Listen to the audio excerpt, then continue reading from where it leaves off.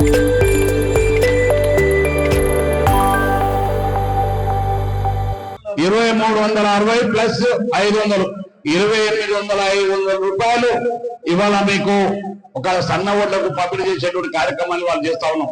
ప్రభుత్వంలో ఆర్థికమైన ఇబ్బందులు ఎన్నో ఉన్నాయి, కష్టాలు ఉన్నాయి. అక్కడక్కడ పోతున్న మా పెద్దమ్మలు పెద్దనాయన అడుగుతున్నారు. వాస్తవం మాకు కూడా బాగా తెలుసు. మేము ఎన్నికల్లో చెప్పినాం, ఏం చెప్పినాం, మేము రాగానే మీకు పెన్షన్లు ఇస్తామని చెప్పినాం. వాస్తవంగా ఇవ్వాలనే ఆలోచన మాకు కూడా ఉంది, తప్పకుండా ఇస్తాం. పోయిన ప్రభుత్వం ఈ రాష్ట్రంలో అంత ఆర్థికంగా దివాళా తీర్చిపోయింది. ఇవాళ కనీసం మనం రోజు నెలవారి జీతాలు ఇవ్వడానికి ఎన్నో కష్టాలు పడే పరిస్థితుల్లో కూడా ఇవాళ ఈ ప్రభుత్వాన్ని నడుపుతుంది గౌరవ ముఖ్యమంత్రి గారు.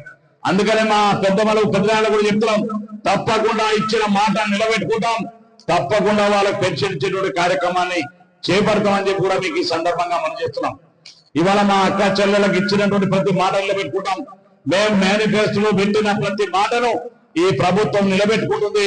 ఈ ప్రభుత్వం మీ ప్రభుత్వం, మీరు కోరి తెచ్చుకున్న ప్రభుత్వం కాబట్టి ఈ ప్రభుత్వాన్ని ముందుకు తీసుకెళ్లేటువంటి బాధ్యత మీది. మనం ఎంత ఈ ప్రభుత్వం ఎంత గట్టిగా ఉంటే ఒక్కొక్కసారి ఒక్కొక్క నాయకుడు వస్తారు, ఆ నాయకుడు వచ్చేటప్పుడు మాత్రమే మనకు అవకాశం వస్తుంది. ఇవాళ మీ గురించి ఆలోచించే నాయకుడు ఇవాళ రేవంత్ రెడ్డి గారు వచ్చినారు. అందుకనే రేవంత్ రెడ్డి గారిని బలోపేతం చేయవలసినటువంటి, గట్టిగా నిలబెట్టవలసినటువంటి బాధ్యత మీ పైన ఉంది. 5 సంవత్సరాల్లో నాకు తెలిసినంత వరకు ఆయనకున్న కమిట్మెంట్, ఆయనకు చేయాలనుకున్న పని పట్టుదలతోటి ఇవాళ నిన్న ఎవరో ప్రకాష్ అని చెప్పేసి ఒక టీఆర్ఎస్ నాయకుడు అనుకుంటే ఇంటర్వ్యూ ఉంచాను.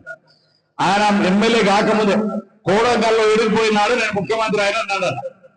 కోడంగల్లో ఈయన ఓడిపోయినాడు, ఆల్రెడీ ఓడిపోయిన పోయి టీం ఇంటర్వ్యూలో కూర్చున్నప్పుడు చెప్పినాడ ఆ ప్రకాష్ గారు, నాకు కూడా బాగా తెలుసు ప్రకాష్ గారు అన్నాడు, ఏం ఆశ్చర్యం అన్నాడు, నువ్వు ఎమ్మెల్యే ఓడిపోయి నువ్వు ముఖ్యమంత్రి ఎట్లా అవుతావు, నువ్వు ముఖ్యమంత్రి ఎట్లా అవుతా అని అడితే నేను అయితే అన్నా చూడు, ఈ రాష్ట్రానికి ముఖ్యమంత్రి, తెలంగాణ రాష్ట్రానికి కేసీఆర్ తర్వాత నేను 2వ ముఖ్యమంత్రి నేనే అన్నాడు.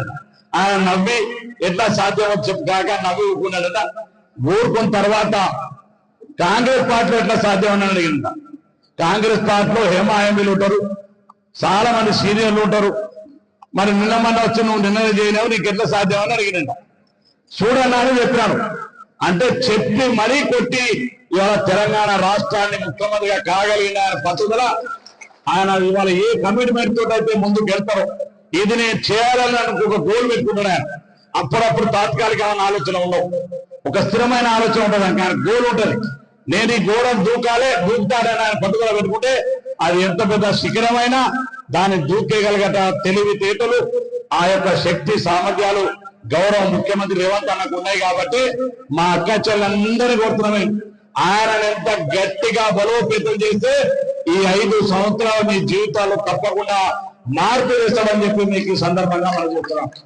అందుకే ఇవాళ మా అక్క చెల్లెలు అందరికి మరొకసారి ఆయన చెప్పిన మాట, మా అక్క చెల్లెలు నా ఆడపడుచులకు నేను చీర పెట్టే కార్యక్రమాలు చేస్తున్నాం. చీరల పంపిణీ కార్యక్రమం కాదు, వాళ్ళని గౌరవంగా నా ఆడపడుచులను గౌరవించే ఆలోచనతో పంపిణీ చేస్తున్న ఈ కార్యక్రమాలని చాలా గొప్పగా ప్రకటించినారు.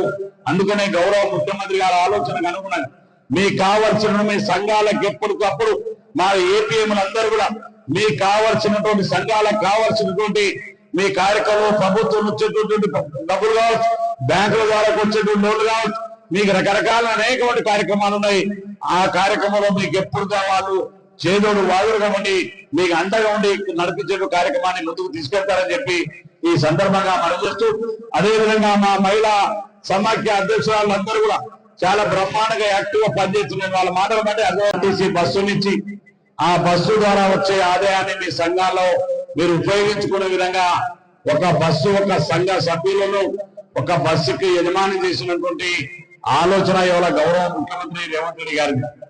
అదేవిధంగా ఇవాళ జిల్లా యొక్క హెడ్ క్వార్టర్లలో ఇప్పటికే అక్కడ ఉన్నటువంటి సంఘాలకు సంబంధించి ఇవాళ పెట్రోల్ బంకులకు ఇచ్చి పెట్రోల్ బంకులకు కూడా మహిళా సంఘాలను యజమాని చేసింది ఈనాటి రేవంత్ రెడ్డి గారి నాయకత్వంలో కాంగ్రెస్ పార్టీ ప్రభుత్వం అని చెప్పి మరొకసారి మీకు ఈ సందర్భంగా మనం చెప్తున్నాం.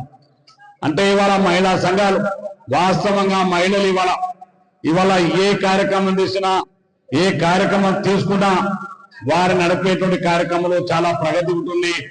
అందుకని ఇవాళ ప్రభుత్వం ఆనాటి నుంచి ఈనాటి వరకు మహిళా సంఘాలను బలోపేతం చేయాలన్నటువంటి ఆలోచన శ్రీమతి ఇందిరాగాంధీ గారు ఈ దేశ ప్రధానిగా ఉక్కు మహిళగా ఎంత పేరుగాంచి మనలాంటి బీద మెరుగు వర్గాలకు మరి ఆశాజ్యోతిగా మిగిలినటువంటి శ్రీమతి ఇందిరాగాంధీ గారి పేరు మీద ఇందిరా మహిళా శక్తి అనేటువంటి కార్యక్రమాన్ని తీసుకొని ఈ ప్రభుత్వం ముందుకెళ్తుందని చెప్పి ఈ సందర్భంగా మనం చేస్తున్నాం.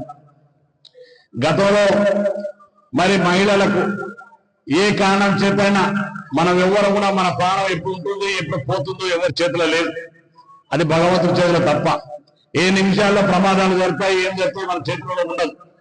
కానీ ఏదైనా ప్రమాదవశాత్తు ఏ కారణం చేతైనా ఆ ప్రమాదంలో ఏ ఒక్క మహిళా సోదరులు తమ ప్రాణాలను కోల్పోతే ఆ కుటుంబ పెద్దగా ఆ కుటుంబ పిల్లలందరూ కూడా రోడ్డు మీద పడతామని ఇవాళ ప్రభుత్వమే మీకోసం 10 లక్షల రూపాయలు పరిమాణ ఇన్సూరెన్స్ ఇచ్చేటువంటి ఘనత ఈనాడు రేవంత్ రెడ్డి గారి నాయకత్వంలో ఉన్నటువంటి ప్రభుత్వాన్ని అని చెప్పి మీకు ఈ సందర్భంగా మనం చేస్తా ఉన్నాం. గతంలో కూడా మీకు అందరికీ తెలుసు, గతంలో కూడా చీరలు ఇచ్చడం మాకు గొప్పతనం కాదు, లేకపోతే చీరలు ఇచ్చి మేమేదో మహిళా సోదరులనే చేయడం కాదు. మాకు మహిళలంటే కాంగ్రెస్ పార్టీకి మహిళలంటే ఒక గౌరవం. మా ఆడపడుచులంటే ఈ రాష్ట్రంలో ఒక గౌరవంగా ఉండాలనేది గౌరవ ముఖ్యమంత్రి గారి ఆలోచన. ఆ ఆలోచనకు అనుగుణంగానే గతంలో చీరలంటే దసరా మీరు ఎవ్వరు మనం పండుగలకి ఎప్పుడు చీరలు కట్టుకున్న వాళ్ళు ఇవ్వలేరు, బట్టలు వాళ్ళు ఇవ్వకుండా కట్టుకున్నాం. మన తరతరాల నుంచి మన సాంప్రదాయాలు పండుగలు మనం చేసుకుంటూ ఉన్నాం. ఆయన ఇచ్చినటువంటి వాటికి కూడా గతంలో నాణ్యత లేక నేను చాలా మంది మా అక్కచెల్లెలని గ్రామాలు చాలాసార్లు సందర్భంలో తిరిగినప్పుడు చెప్పినారు. చాలా సందర్భాల్లో నేను తిరిగినప్పుడు ప్రజల గ్రామాల్లో పొలాల చుట్టూ ఇప్పటికీ మహిళలను అగౌరవపరిచింది ఆనాటి ప్రభుత్వం అని చెప్పి ఈ సందర్భంగా మనం చెప్తున్నాం. కానీ ఇవాళ చేనేత కార్మికులకు ఉపాధి కల్పించాలి.